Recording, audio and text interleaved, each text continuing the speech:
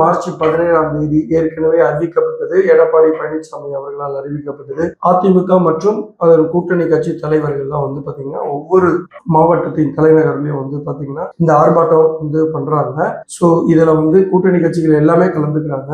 முதல் முறையா ஒரு கூட்டணி கட்சி தலைவர்கள் எல்லாம் ஆளும் திமுக அரசாங்கத்துக்கு எதிராக நடைபெறுகின்ற ஒரு ஆர்ப்பாட்டம். எதற்காக இந்த ஆர்ப்பாட்டங்கள் பண்றாங்க அப்படின்னா, கஞ்சா புழக்கம் தமிழ்நாட்டுல அதிகமா தலைவிரித்து ஆடுகிறது. விலைவாசி உயர்வு, சட்டம் ஒழுங்கு நிலைப்பாடு மிக கேவலமாக இருக்கு. போதைப் பொருள் அதிகமா இருக்கிறதுனால இது போதைப் பொருள் தலைநகர் தமிழ்நாடா அப்படின்ற டாபிக்லயும் பண்றாங்க. விலைவாசி மிக கடுமையா உயர்ந்து அப்படி இருக்குன்றதையும் சொல்றாங்க. அதே போல ஒரு பாதுகாப்பது இல்லாத தமிழ்நாடு, குறிப்பாக பெண்களுக்கும் மாணவர்களுக்கும் அப்படின்ற இதுலயும் சொல்றாங்க. அதே போல நிறைய டாக்ஸ் வரி, அதாவது இன்னைக்கு பாத்தீங்கன்னா தர வாரகையா இருக்கட்டும், பில்டிங் வரியா இருக்கட்டும், தண்ணீர் வரியா இருக்கட்டும், இது மாதிரி ஒவ்வொரு விஷயத்தையும் குப்பை வரியா இருக்கட்டும், எல்லாத்திலையும் வரியை போட்டு நாட குட்டி சுவராக்கிச்சு மக்கள் தலையில சுமையை ஏத்திட்டாங்க அப்படின்னு சொல்றாங்க.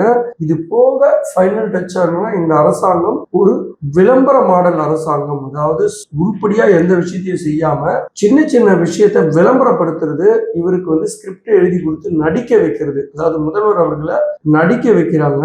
இந்த மாதிரி ஒவ்வொரு விஷயத்தையும் செயல்படுது. உருப்படாத ஒரு அரசாங்கம். இந்த தமிழக மக்களுக்கு இது ஒரு வேண்டாத அரசாங்கம் அப்படின்ற தலைப்புல இந்த ஆர்ப்பாட்டங்கள் நடைபெறுது. இது நல்ல விமர்சையான, அதாவது ரொம்ப ஒரு பெரிய பார்வையை மக்கள் மத்தியில ஏற்படுத்தியிருக்கு அப்படின்னு நமக்கு கிடைக்கிற தகவல் சொல்லுது. சோ நல்ல விஷயம். இது மாதிரி ஆளுங்கட்சிக்கு எதிராக எதிர்கட்சிகள் தங்கள் கடமையை சரியா செய்தாங்கன்னா நிச்சயமா ஆளுகின்ற அரசாங்கம் புரிஞ்சுக்கிட்டு தன் தவறை திருத்திக்கிறதுக்கு ஒரு வாய்ப்பா அமையும். ஆனா இதுக்கப்புறமா திமுக அரசாங்கம் திருத்தறதுக்கு நேரம் இல்லை.